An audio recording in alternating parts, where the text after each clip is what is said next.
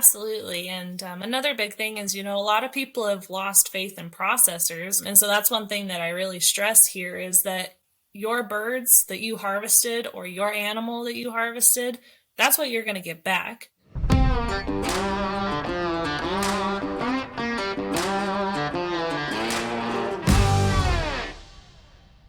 Hey guys, Kat here with Standing Stone, and welcome back to our podcast. If you followed along with our podcasting journey, you may know that it started with our original podcast, Yawa, which stood for You Ask, We Answer. And it's kind of evolving into its own thing now, where Ethan and I want to have the opportunity to interview different guests, ask them questions, share their cool stories, their entrepreneurship, and that's where we're breaking off, and I will get to talk to some really cool people. He will get to talk to some really cool people. And then we're, of course, going to still talk to each other and share things that we want to share about training, hunting, dogs in general. So there will be a nice mix of upcoming podcasts for you guys to listen to. If you're new to our information, you may not know, but we do have a YouTube channel as well, including Instagram, Facebook, all those social medias. We have a website. We actually have a supply store, standingstonesupply.com, where everything we use and recommend for training and hunting is on there. It's not just full of stuff that you don't need or that we don't recommend. And then we also have our online dog training community on Patreon, which is a great opportunity if you're struggling with training your dog, you have a lot of questions, you need some guidance. We are there to help you along your training journey and kind of customize what you need to be doing with your dog. So on today's episode, I mentioned guests, and my guest today is Natalie Fox. I actually met her via her husband, David, who has guided for us on goose hunts in Nebraska and Wyoming for the last 3-4 years. I mean, it kind of blends together after a while. And he's such a great guide. He actually talked to us about fishing in Alaska, and that got us hooked. Haha, pun intended. And we actually booked a fishing trip up in Alaska, which was an amazing, awesome experience. So that's how we met Natalie. And she is cooler than David. But she has a very unique business that goes and complements with the guiding side of things. And I want her to talk about that. It's called Fowl Habits. We just got some geese that she processed back that was turned into jerky, and it is delicious. Jerky can be done wrong and it can be done right. And this is definitely done right. So I'd like Natalie to take a second to introduce herself, talk a little bit about where people can find her, social media things, and then we'll get into the nitty gritty with some topics of discussion. All right. So basically my little business, Fowl Habits, it is a goose processing. So I pluck geese, clean geese, anything to do with geese and ducks, I do. And then this last year, we just started to turn hunter's harvests into smoke sticks, jerky, pastrami, stuff like that. That way, that goose is actually getting utilized, and it'll make you actually want to eat it. But we really don't have too much set up as far as a social media. I actually just got a smartphone last year. So, whoop, whoop. Yeah, I feel like I'm stepping up in the world. But I do have an Instagram. It's at Fowl Habits LLC, and fowl like the bird, FOWL. We will have a website here soon. It'll be up and going sometime this summer, hopefully, and we'll have a whole line of apparel and everything as well. But anything goose and duck related, I'm your girl. Awesome. So the thing that you mentioned about taking the hunter's harvest and turning it into something that people are going to want to eat. I don't know how many times we get a bunch of geese, we clean them, we bring them home, we put them in the freezer, and then it's like, those have sat there a really long time. Now what do I do with it? And then it's like, well, let's just grind it up and do something, right? Yes. This way, it kind of I don't want to say forces people, but gives them an option to do something with those birds. And people really like the convenience of not having to do it themselves. So that's where you come in, right? Absolutely. This last year, we bought a Traeger. So we work with Traeger grills. And we're like, okay, if we can pay off the Traeger, the pellets, and a few of our like processing equipment, that'll be great. Hopefully enough people will want to do jerky to where like that won't be a loss for us. And I would say about 95% of our clients and the other outfitter that I work with too, they all just said, I don't want to take it home. Just do your thing. I trust you. Here's my geese. Just call me and ship it to me when it's done. And so it absolutely exploded. And I would say we did about 6,000 birds this year. I think I got about 5,500 of them for jerky and for processing. Wow. So I would say that you probably got your Traeger and pellets paid off in that processing, which is awesome. It's nice to set goals and then be shocked when it's nowhere near what you thought could happen. So that's awesome. And you said you're also looking at, or you have done sticks and pastrami and things like that as well. One of our really hot ones is the jalapeno cheddar smoke sticks. Those things are flying off, the walls, and just people love it. It does not taste like goose. It's really unique. So those smoke sticks are not made with any filler. So I don't use any pork or beef or any type of fat. It is 100% goose or duck. And you would be surprised. I'll make you a believer in eating duck or goose. And that's the thing. Like, a lot of people don't prefer to eat duck or geese. It's a little darker, richer meat. Yes. And if not done properly, it cannot be delicious. But just like anything that's not cooked properly. I mean, if you cook pheasant too much and it's too dried out, nobody's going to want to eat that either. So knowing what to do, how to cook it, how to prepare it and process it is a big part of that. And you had a couple Traegers going when we were there, dropping off geese, picking up geese. And so I'm sure that those things ran pretty much nonstop and pallets worth of pellets. I'm imagining. So yeah, we ordered a whole pallet of pellets this year. And that included about 100 bags of Traeger pellets. And so I'd say right now we're down to maybe about 20. And then on top of that, so my friend Chad Belding with the Fowl TV, he hooked us up with Traeger, and then they sent us a whole nother pallet of of pellets and 2 additional Traegers too. And we were just flying through them. Like last night, I stayed up till about midnight, 1 o'clock, finishing up jerky. And then I started again this morning at around 7 a.m. So it's just a constant cycle. It's insane. And Traeger's awesome. We have a Traeger as well. Doesn't probably get utilized as much as yours are right now, but that's awesome that they were able to send you, sponsor, if you will, a few extra things, because otherwise you think about doing this all on one Traeger, you'd be not sleeping from midnight to 7. You would just be changing out jerky, setting your alarm, changing the jerky. Absolutely. So that's really awesome that they're able to support you that way. Traeger's a great company, and we've really enjoyed working with them as well. So let's backtrack just a little bit. Yeah. So we're talking about what you do with Fowl Habits and the processing. So what initially got you interested in even hunting or guiding or, starting this business in general? Yeah. So before I met David, I had originally gone to the University of Wyoming for my bachelor's degree in zoology. And I focused on wildlife management. So I've always been into animals. I've always been into the conservation of them. I actually thought I wanted to be a game warden for a little while. And then when I met David, that really sparked my interest in hunting, and just even further sparked my interest in the conservation of all the wildlife that, he was around. So I met him basically during goose season. And the first thing I asked him was, hey, will you bring me home a goose so I can cut it open and I can just kind of dissect this thing and try to figure it out? And he was like, what's wrong with you? He's like, I guess I'll bring you one. And then he started telling me, that a lot of people, that they don't like the taste of goose and this and that. And I guess basically the more I got into it, the more curious I got. And so I followed him up to Alaska, and we spent probably about a month on the Jack Wade little river up there.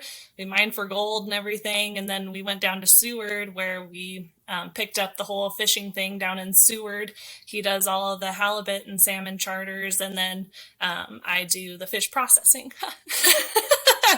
And so JDoc Seafood gave me my foundation for the processing side of things. They taught me how to use the vacuum packer, the proper preparation of meat.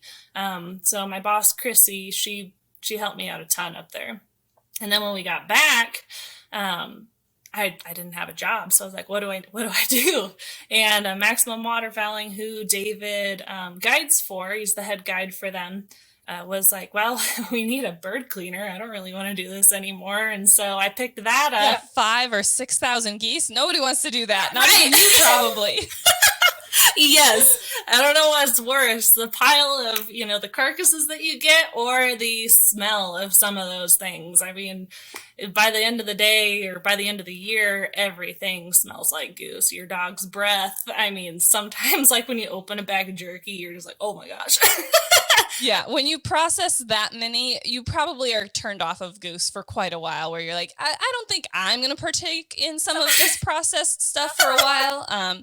Ethan, my husband, he used to guide big quail hunts and stuff at a lodge, and he would help clean all the quail. And he said, quail, they have this smell and they stink and it's not great. And then you can't eat them for a while because it's like all you can smell is quail guts, basically. Seriously. And so even though quail are delicious and we love eating quail now when he's not been, cleaning and processing them all day. But yeah, I can definitely imagine not wanting to be around them after a while. So when do you say your break will come? Because it sounds like you're still doing some of the jerky and stuff. When is this going to end for you for the season, I guess?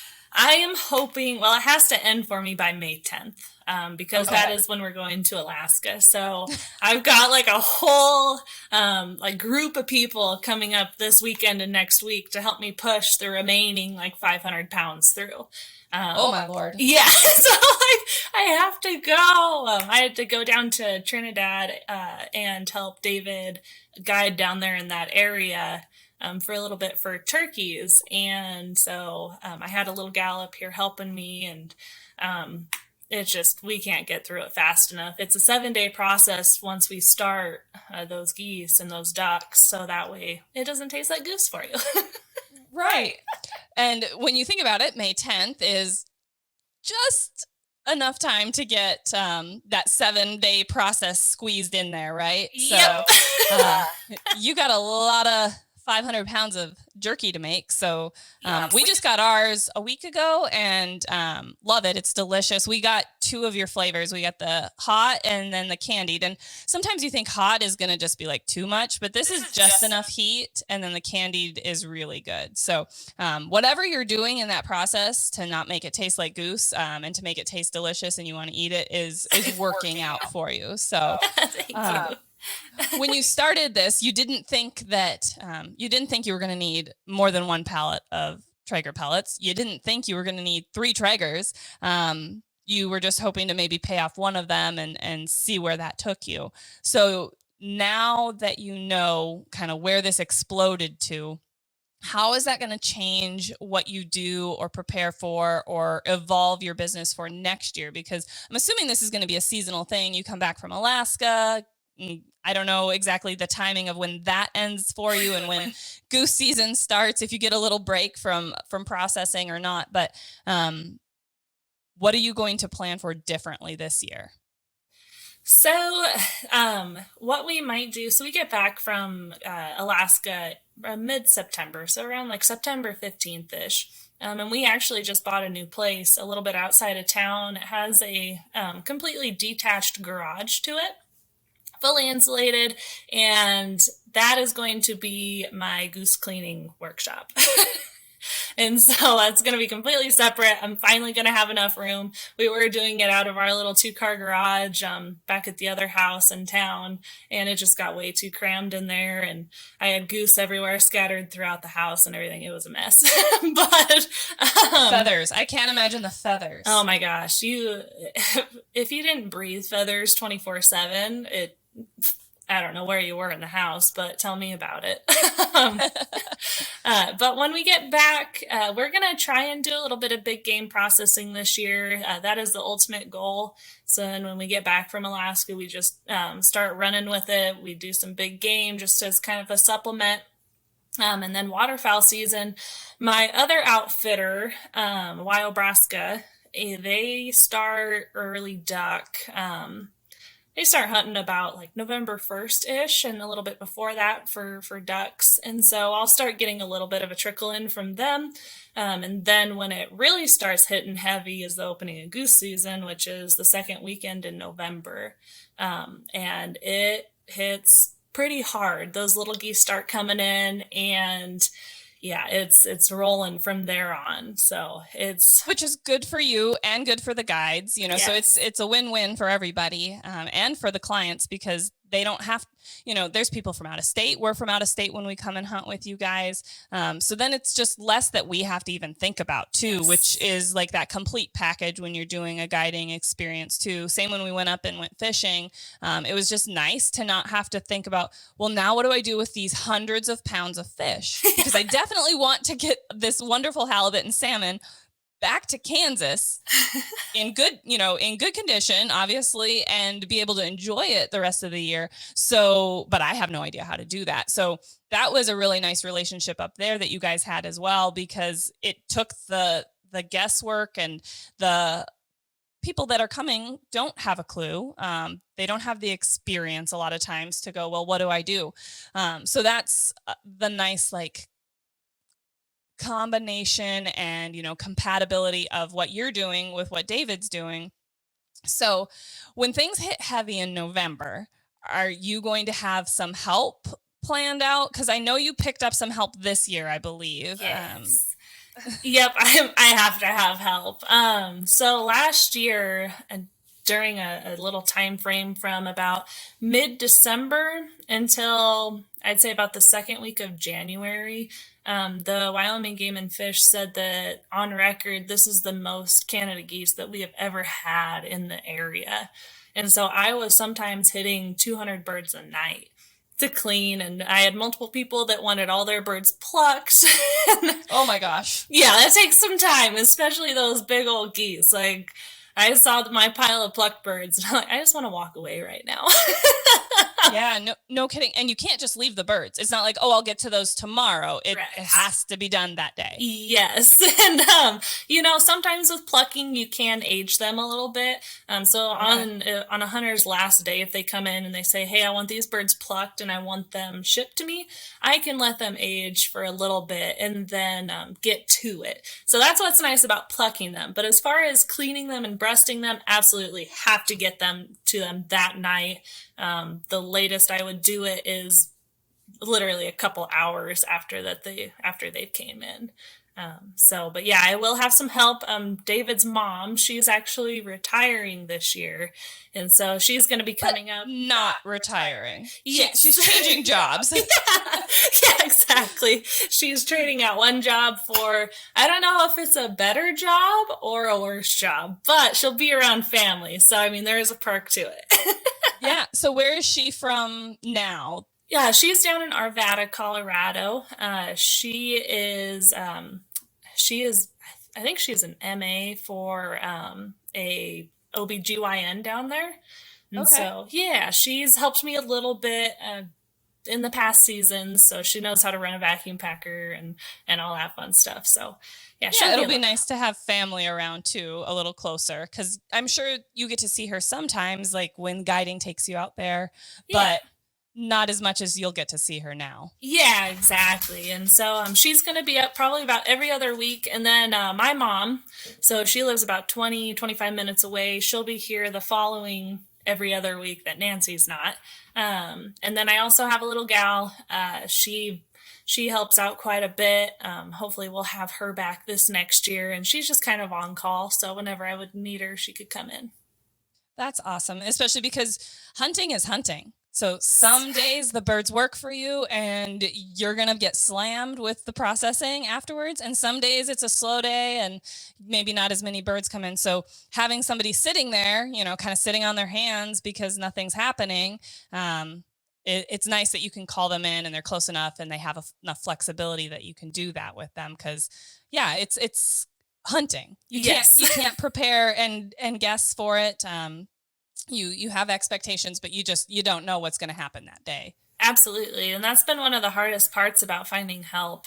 You can't really hire somebody part-time. You can't really hire somebody full-time because there's days where I'm only going to need you 2 hours and days where I'm going to need you 16. I mean, it's so hit or miss. And with some people, you can't hire them with that type of schedule because they have family, they have other things to do with their lives, and I get it. So that's been one of the hardest things, is to find help. So, and like you're saying, so the reliability as well as like the unique situation of the position that you're looking for as an assistant, as a helper, that sort of thing, is so erratic. It does make it difficult to say, okay, I'm hiring you on for the season but you have no idea what that's going to truly look like for them. And it is seasonal help. So, also somebody looking for that, can't be looking for like a full-time all year round job. So, and as the owner and, behind the scenes woman behind Fowl Habits, it comes to you and it falls on you to pick up the slack in those situations. And I'm sure it is some sleepless nights and long hours.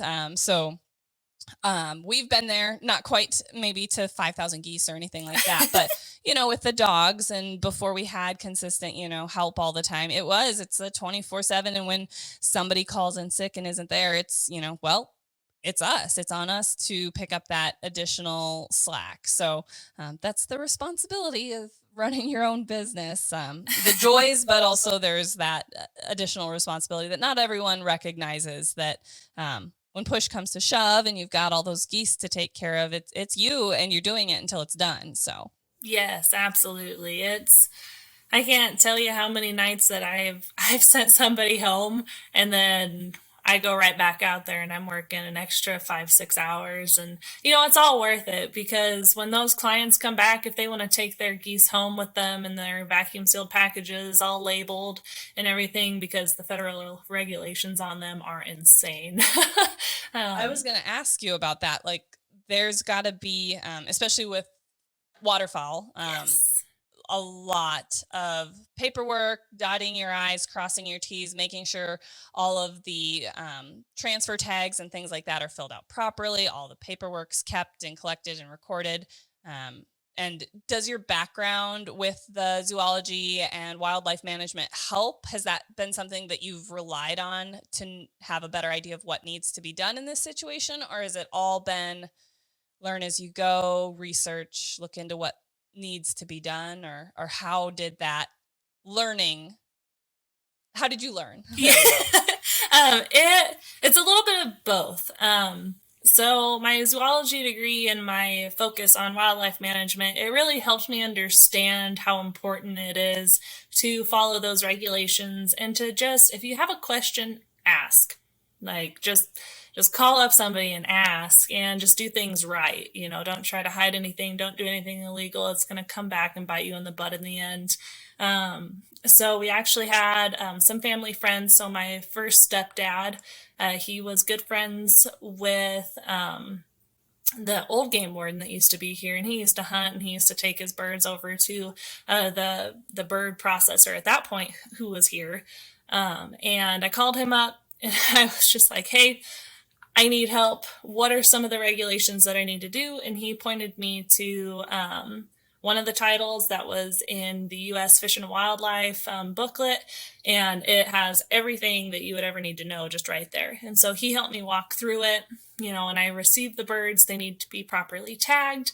Hunters and guides can transport them for other people. They just need to also just properly be tagged. You don't have to tag every single bird, but I need to be able to identify which birds are yours. So that's where, putting them on, even just tying them with a string together for your 4 birds or your 5 birds for Nebraska. That way I know whose is whose. I need your name, address, your signature, the species and quantity that you harvested in that bundle. And then I also need, just the date of harvest, your license number. There's all sorts of stuff, and it's a pain in the butt, but I try to explain to everybody that, look, it is okay. You have to do this. And it's amazing the amount of people that didn't know that you have to do it. And so not only is it, covering my end, but it's also a learning experience and a learning curve for other people at that point as well. So you can't just breast out your birds and legally transport them. If you don't take it to a processor or a migratory bird preservation facility, you have to leave a wing attached for the species identification. And a lot of people don't understand that, and you can get in a lot of trouble. And so that education for them as well is well worth it. For sure. It's the same with a lot of bird species, animals, things like that. They have to be tagged, or if you're processing them by yourself, like leaving a leg for pheasants, things like that. So that doesn't surprise me that the same rules apply for geese as well. But it's something that not everybody thinks about.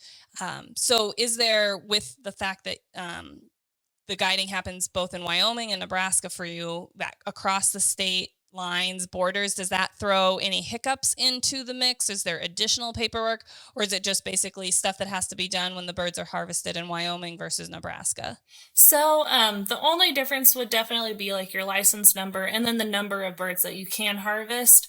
So some of the things that we run into is if somebody goes and harvests their 4 geese in Wyoming, but then they want to go over to Nebraska and harvest 1 extra bird, I have to have 2 separate tags for that, and I have to have your 2 different license numbers. You can't shoot a limit of geese in Wyoming and shoot a limit of geese in Nebraska in the same day. You can only have that 1 extra bird. There's like a possession limit. Yep, absolutely. And so with the possession limit, you can harvest 4 geese per day in Wyoming with a 3-day possession limit, so 12 total. And then in Nebraska, you can harvest 5 per day with a 3-day possession limit, so with 15 total. And so it gets a little bit sloppy because people are like, oh, it's just a license number, it doesn't really matter. But if I get checked and they're like, okay, who is this person? And they go and they type in, John Doe for their name to check and see if they have a license number. And there's 15, 16 John Does that live in, let's say Colorado. Then it's like, who is that? So that license number is extremely important. And that's what I run into sometimes. Yeah. Have you been checked? I know that would probably be a fairly nerve-wracking experience, at least the first time, because, you want to make sure that you're doing everything right, that there's no fines, things that you're getting slapped on the wrist for, or more serious for. So have you been through that yet? I have not. I have been in constant contact with the game wardens and everybody in the area. And so, I'm sure it's just a matter of time, but if they want to go through a stack of paperwork that's about a foot thick, they can totally have at it. But I haven't been yet. I try to follow everything by the book and have an open and honest relationship with the game warden. If I have a question, I'll call him or our buddies up in Sheridan, who used to be the game wardens here. So it's a pretty open and honest relationship with them. And so hopefully we just keep it. And if we get checked, we get checked, but at least it'll be all legal, and hopefully we'll have a few laughs with it too. Yeah. And I think that's a really important thing that you mentioned, is just like that open communication both ways, so that they know, hey, you're asking questions. You're not trying to figure it out 100% on your own. So they're basically telling you exactly what you need to do. And you're saying, okay, I'm going to do that. And so having that little bit of trust, which of course you can still be checked, and they're still going to, make sure that you are following those requirements. But it's not just, hey, we know she's got a stack of geese in there and I've never heard from her. Let's go check this out, So having that open relationship, I'm sure even when you do get checked, will just open that up to be a little more easy than that really nerve-wracking experience. Yeah. So I want to talk to you a little bit about your lifestyle. It's not everybody's normal day to day. Hey, I've got a 9 to 5. I work at the same position all day, every day for the last 15 years, right? You have a very seasonal, flexible, fluctuating type of job. You know, you have your fowl habits with the waterfowl side of things that you do for, months out of the year, November to May-ish, it sounds like. And then you're up to Alaska, May to September. Then you're back doing some big game stuff, September to November. So it's very rotational, very seasonal. How did that just come about because of David? Blame it on him? Or is this something that you kind of had on your radar before? Talk to me a little bit about that. Yeah. So it wasn't really like this before.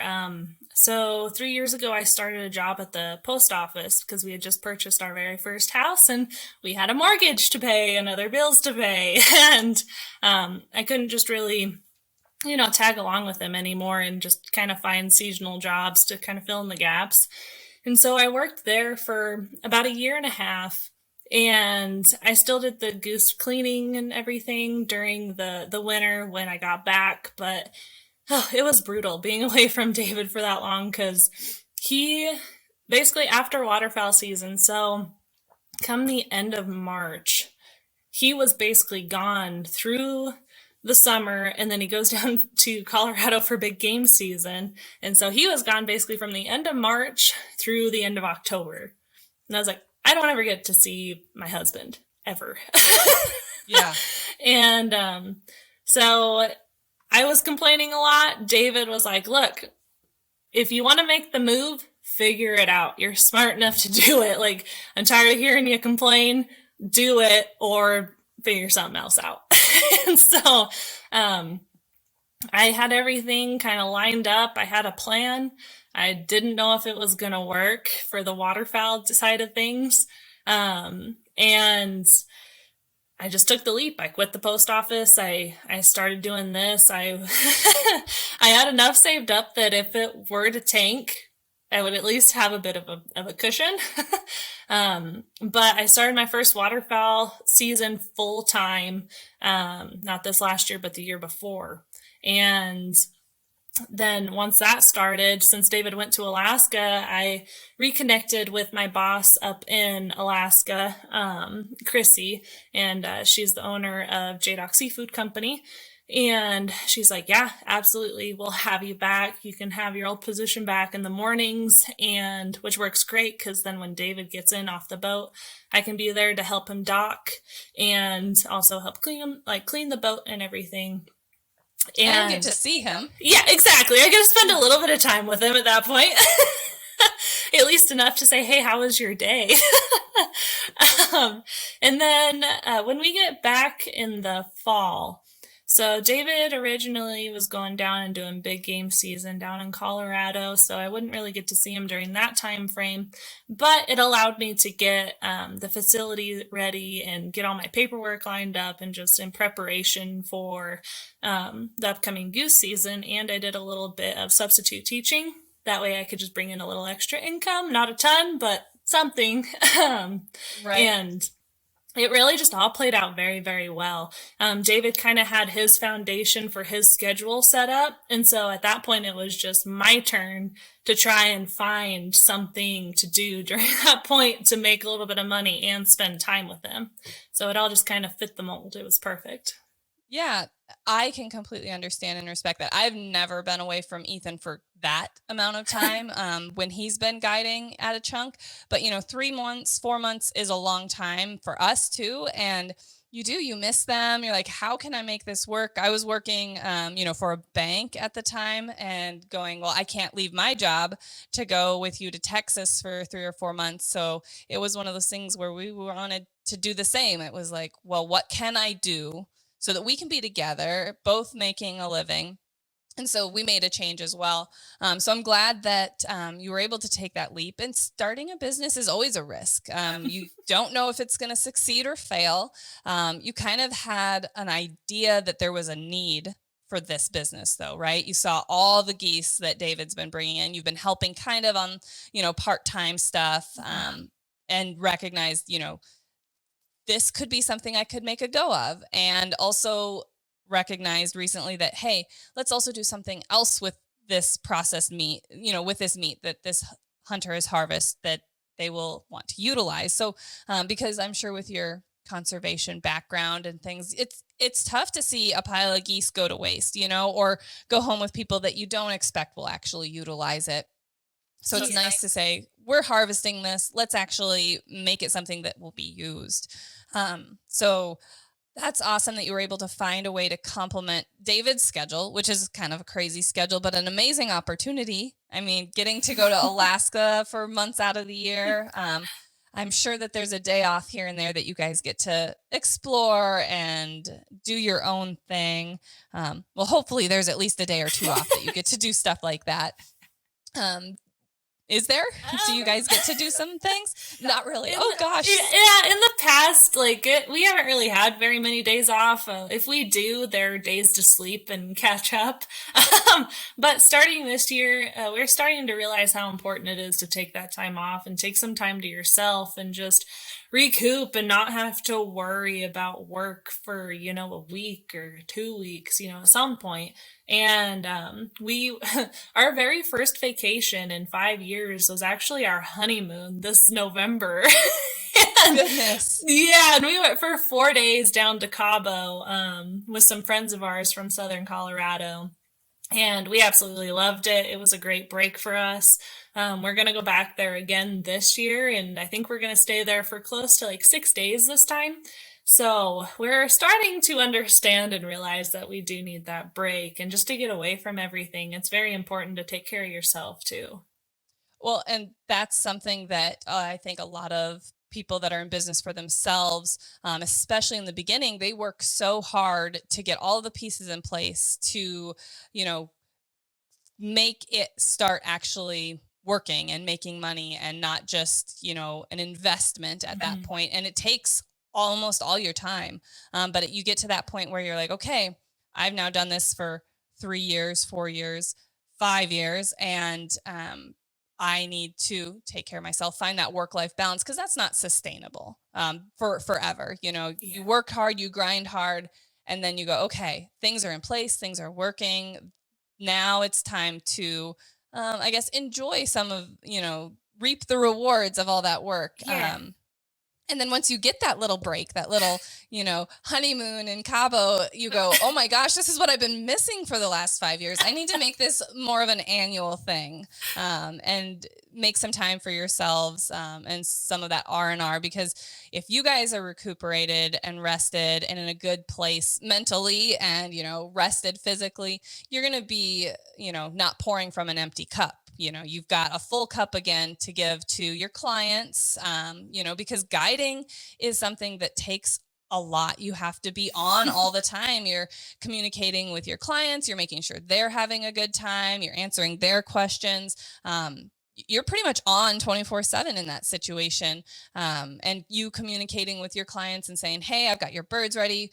I'm ready to send them out. Let's confirm shipping addresses, things like that. It's, constantly communicating, keeping things organized. And if you're empty, that's going to show in your work. So 100%. And it's really, and your relationship, right? And your relationship. Yeah. There was times where David felt like he couldn't even come into the house and heat up a Hot Pocket for lunch. He was like, this is just so hard. And I mean, it really takes a toll on you if you're both really tired. And up in Alaska, once you hit August, we've noticed that that's when people really start getting grouchy. And so I really love the term angry August. Okay. Yep. And so at that point, everybody starts getting a little fussy. Everybody starts getting a little grouchy. Their fuses start to kind of shorten. And because they're done in September. Yes. So it's like senioritis, yeah, or whatever, exactly. where you're like that last month before you graduate or whatever, where you're like, the Sunday scaries, people call them too, where they're like, oh, I have to go back to work or whatever. It's like, I just have been doing this for so long. I need a break, and they're ready for that break. So, Yeah, for sure. we went up the very end of August, but we didn't have that experience, luckily. So you guys, everyone up there, kind of, either faked it or we had really great experiences with people we were there with. So, but, and some of it is, you got to put on a good positive attitude and face, because, these are clients that you want to have back and that, have spent a bunch of money to come up and do this. And so you want to hook them to come back again. And so, yeah, it's important to have that positivity to be able to add back to it. So I'm glad that you guys were able to figure out a way to do things together, and complement each other's schedules and businesses, where, his guiding complements your processing, and that you're able to follow along. Because it sounds like an awesome opportunity and adventure that your guys are going to look back when you're older and go, we're those kind of people that we traveled. We went to Alaska. We went to, Colorado. We did all these things that a lot of people only dream of getting to do. So, yeah, even though it was work. Absolutely. No, we've been very fortunate for the opportunities that we have been given, and God definitely had a play in that. We wouldn't be where we are right now without him, and it's just been a heck of a ride, and we can't wait to see where it takes us for sure. So, other than working, what else do you guys enjoy doing? We enjoy sleeping. Okay. But honestly, when we have some free time, we lease out a little bit of whitetail property. And so during the fall, if we have some time, we really like to just go hunting for ourselves. We take people out on all these guided hunts, but it's really nice to just kind of get to go sit in a tree stand by yourself, or, at the end of season, if, like on turkey season, if everybody's done, all your clients are gone, we can go out and do that ourselves a little bit, spend some time in the woods. And I mean, honestly, that's just our whole lifestyle. Other than that, there's not a whole lot else that we do. We work the dogs in the off season up in Alaska. That's a huge part of it. And we really enjoy that and seeing them learn. And we're actually getting another puppy this fall. So that's going to be a whole That'll adventure. Be exciting. Yep. But yeah, other than that, I think we'll really kind of develop once we start taking more time to ourselves, and it's not 100% work related. We'll find out a little bit more of what we like to do, but anything outdoorsy. I mean, that's pretty much just our life. And you're a testament to the fact that you guys truly do have a passion for what you do. You're not only working, doing this for lifestyle, your position of like guiding and processing and everything. But then when you do have off days, and you're rested, you guys want to still go out there and do it. It's not like, no, get me as far away from hunting, from fishing, from, the outdoors as possible. You guys still want to be out there, enjoying that for yourselves now. And that is a testament to the fact that it truly is a passion. It's not something like, okay, this is my not 9 to 5, but this is my day job. And then as soon as I get an opportunity to do something else, I'm out, So Yeah. That's awesome that you've truly been able to both take your guys' passion, what you love to do, what you live for, and turn it into successful businesses for both of you. So kudos to you, to both of you guys. So you talked about the future a little bit, and said that you guys have goals and plans, to get a better work-life balance, which I think is an important goal for any entrepreneur to have, any business owner, because like we talked about, you can't sustain the grind forever. You work hard, you get things in place, and then you have to reap those rewards at some point in time. But what does your plans moving forward look like? I know you mentioned you guys have not a new shop, but a shop that you're going to be able to turn into your processing place for the geese, which will make, that separation of work and life, home life a little bit more distinct. So you can walk in the house and the feathers not follow you in.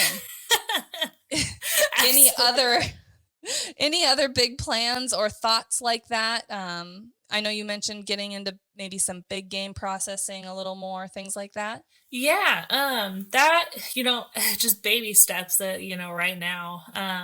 Buying this new place really took a good chunk out of our pocketbook for sure, but we are looking at definitely doing some big game. The closest one around here is like 45 minutes away, and so if we can keep that localized and help these hunters enjoy their harvest and properly take care of their meat so it doesn't spoil, and just preserve it for them. I mean, I still eat 2.5, 3 year old deer that we have in the freezer, and it's great if you properly, prep it and take care of it.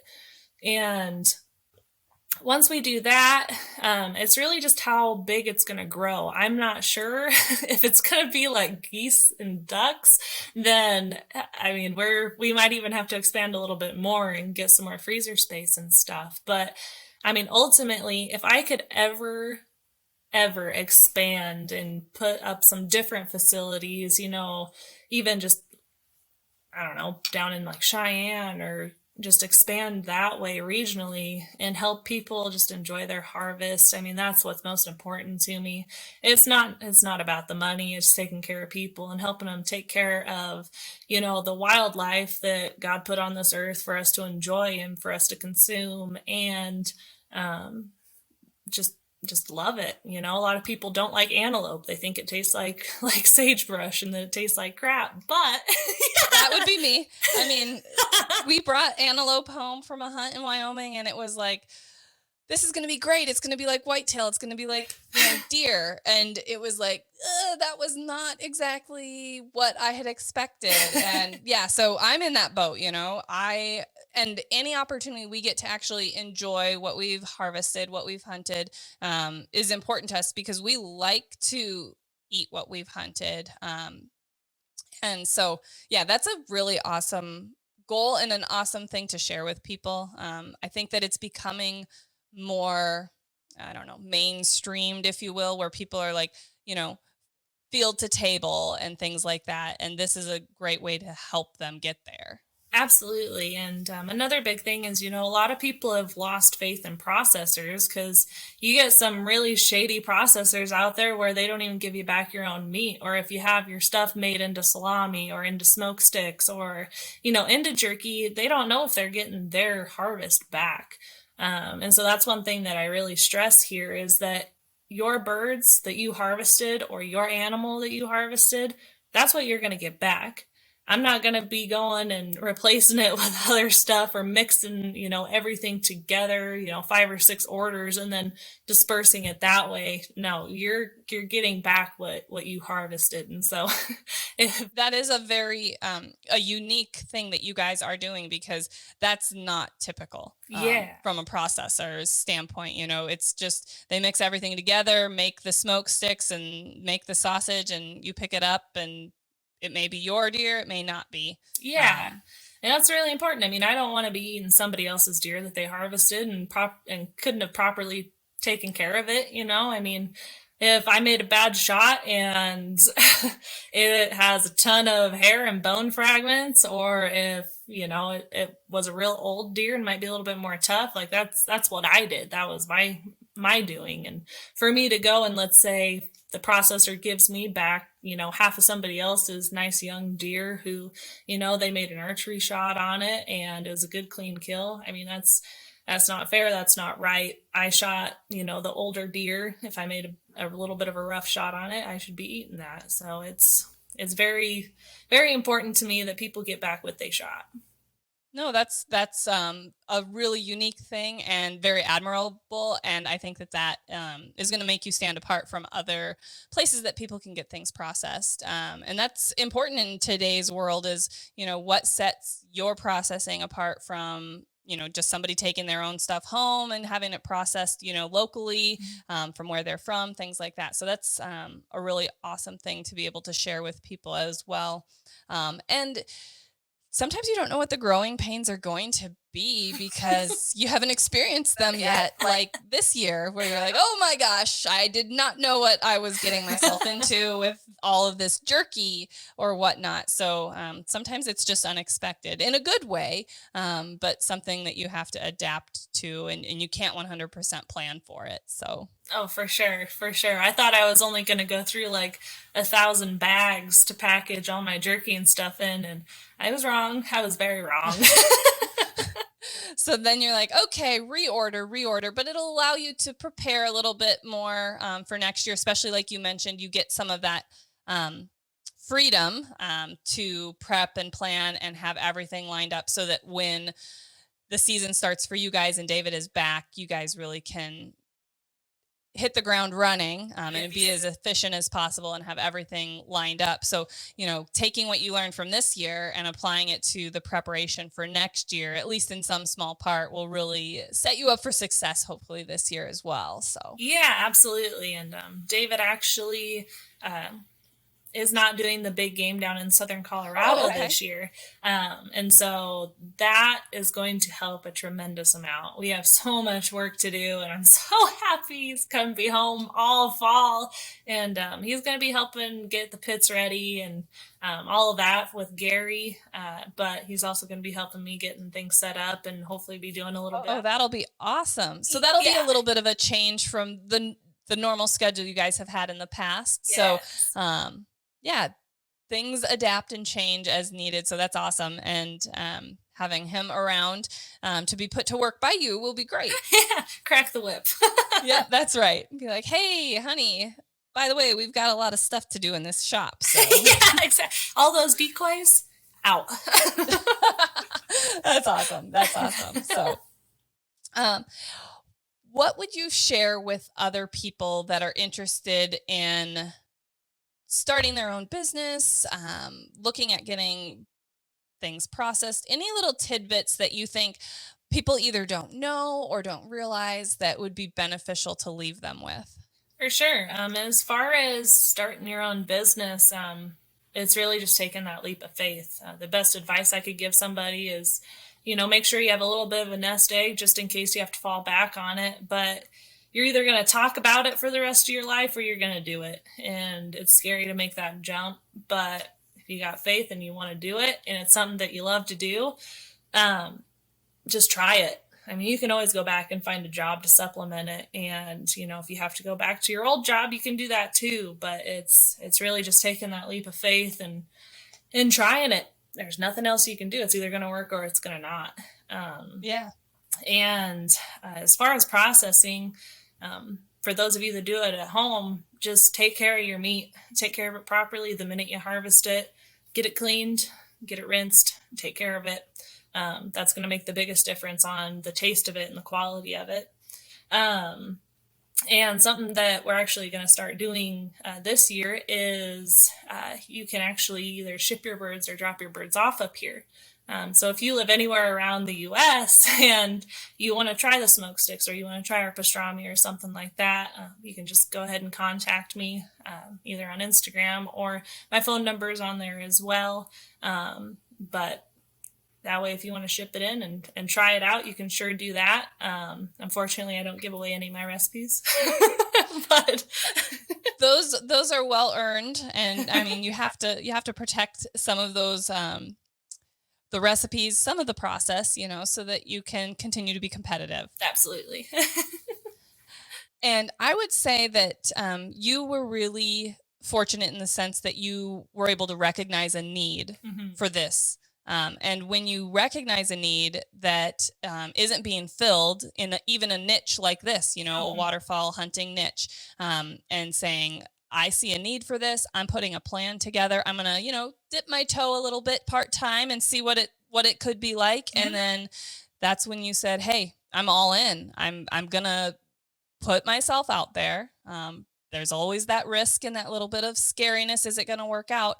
But if you have a plan in place, you really see a legitimate need for something, and you work hard, you're going to be successful, and sometimes more successful than you expected. So that's very awesome. And I'm glad you mentioned to people that they can reach out to you on Instagram, that they can reach out to you that your phone number is there. Don't just blast it here, but unless you want a bunch of random people calling you, maybe, I don't know.